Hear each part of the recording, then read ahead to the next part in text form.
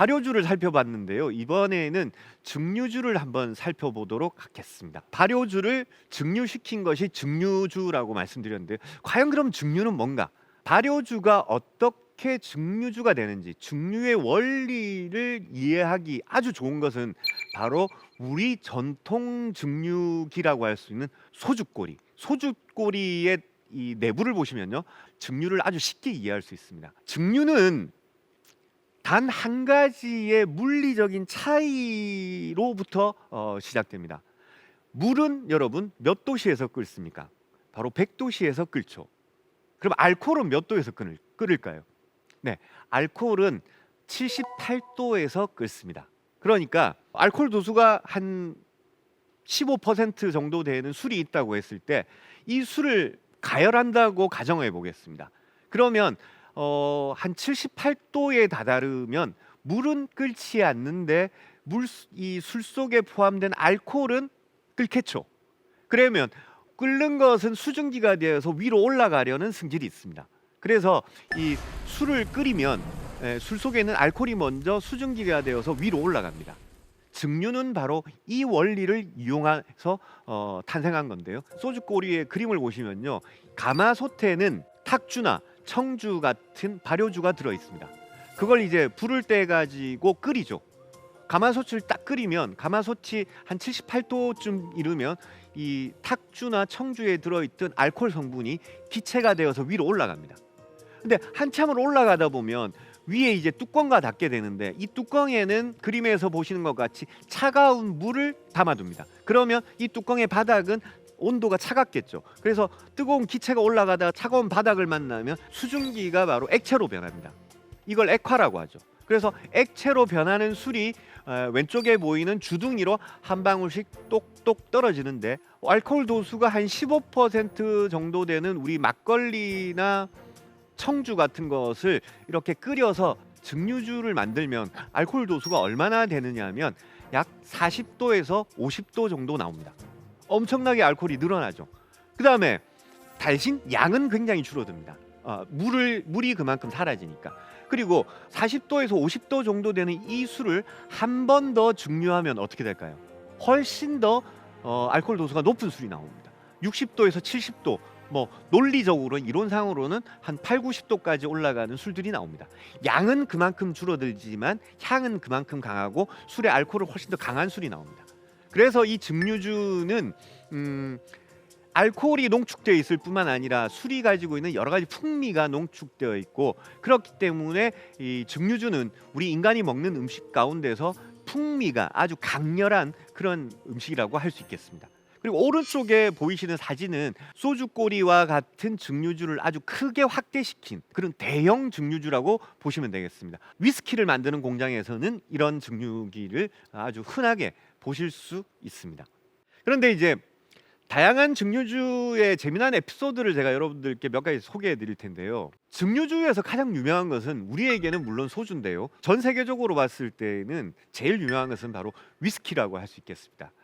그리고 위스키에서 가장 대표적인 나라는 바로 아일랜드와 스코틀랜드인데요. 아일랜드와 스코틀랜드는 아주 가깝게 위치한 두 개의 섬나라인데 이 둘은 위스키를 만드는 방식이 전혀 다릅니다. 그리고 위스키의 풍미도 전혀 다르고요. 그러다 보니까 아일랜드와 스코틀랜드는 자존심 싸움이 아주 강하고 그래서 아일랜드는 아일리시 위스키라고 부르고 스코틀랜드 위스키는 스카치 위스키라고 따로 부르는데 그래서 완전히 서로 다른 스타일이고 위스키 애호가들 사이에서도 호불호가 많이 나뉘는 편입니다. 그런데 아일랜드계 이주민들이 아주 많이 살고 있는 미국에서는 이 아일랜드 위스키의 소비량이 전 세계에서 가장 많습니다. 그러다 보니까 미국에서는 이 아일랜드 위스키와 스카치 위스키를 좀 분명하게 나눠야 되겠다. 그래서 미국 법률에 의하면요, 위스키라는 글자의 어미가 서로 다릅니다. 위스키에서 마지막 두 스펠링이 KEY로 끝나는 경우에는 아일리시 위스키, 그리고 마지막 어미가 KY로 끝나는 것은 스카치 위스키입니다. 그래서 여러분들 집에 댁에 혹시 그 위스키가 있으면 한번 살펴보십시오. 근데 이게 이제 KY로 끝나면 아일리시 위스키, 그 다음에 KY로 끝나면 스카치 위스키인데, 이게 아일랜드와 스코틀랜드에서 만들어진 위스키만 그렇게 바꿔 부르는 게 아니라 전 세계 여러 나라에서 만들어지는 위스키도 그 위스키가 어느 위스키의 영향을 받았느냐에 따라서 철자가 조금씩 다 다릅니다. 그래서 살펴보시면 아일랜드나 스코틀랜드가 아닌 다른 나라에서 만들어졌더라도 KY로 끝나는 경우에는 스코틀랜드의 위스키를 영향을 받았고, KY로 끝나는 경우에는 아일랜드 위스키의 영향을 받았다라는 것을 기억하시면 좋겠습니다. 그리고 굉장히 흥미로운 술 중에 하나가 진이라는 술이 있는데요. 이 진은 원래 네덜란드에서 만들어졌던 술입니다. 그런데 이 진이 영국으로 이제 가게 되는데, 영국에 전해진 이 진은 영국 사람들에게 굉장히 인기를 얻습니다.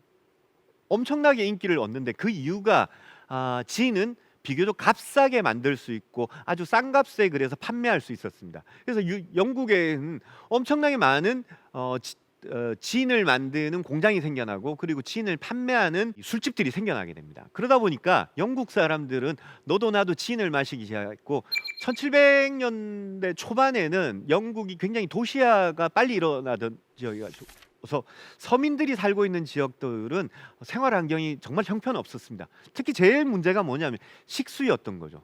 물이 이제 사람들이 먹기에는 정말 너무너무 안 좋을 정도로 식수가 형편없었는데, 이렇게 증류주를 만들 때는 물을 끓이기 때문에 아무래도 그냥 마시는 물보다는 오히려 술이 더 안전했습니다.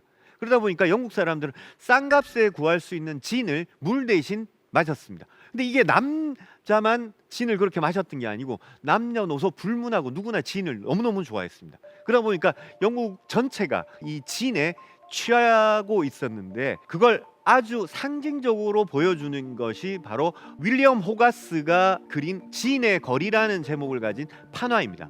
여러분, 이 그림을 자세히 보시면요, 그림에 등장하는 모든 사람들이 진을 마시고 취해서 인사불성이 되어 있습니다. 가장 비극적인 것은 가장 가운데 있는 여인, 아이의 어머니로 보이는 여인인데, 이 여인도 취해 있는데 이 여인이 취해서 이제 말아서 피는 담배를 만들기 위해서 아이를 그냥 계단에서 떨어뜨리는 그런 장면이 있고, 그 여인의 또 오른쪽에는 술에 취해서 거의 뭐 죽어가는 피골이 상접한 이런 남성이 있고, 그다음에 그 여인의 왼쪽의 그림은 뭐냐면 진을 사기 위해서 온갖 가재 도구들을 전부 전당포에 맡기는 그런 장면들이 그려져 있습니다. 정말 아수라장이 따로 없는 모습이죠. 그래서 영국 정부는 이걸 이대로 뒀다가는 정말 나라가 큰일 나겠다 싶어가지고 무려 5번에 걸쳐가지고 진을 금지하는 법률을 제정합니다. 하지만 이게 5번이나 법률을 제정했다는 것은 그만큼 사람들이 이것을 잘 안 지켰다는 거죠. 그런데 이제 마지막 5번째 법률이 제정되고, 때마침 이 5번째 법령이 제정됐을 때 영국이 엄청난 흉년을 맞습니다. 그러다 보니까 더 이상 진을 만들 곡물이 사라지면서 영국에서 이제 진도 이제 점점점 사라지는 거죠.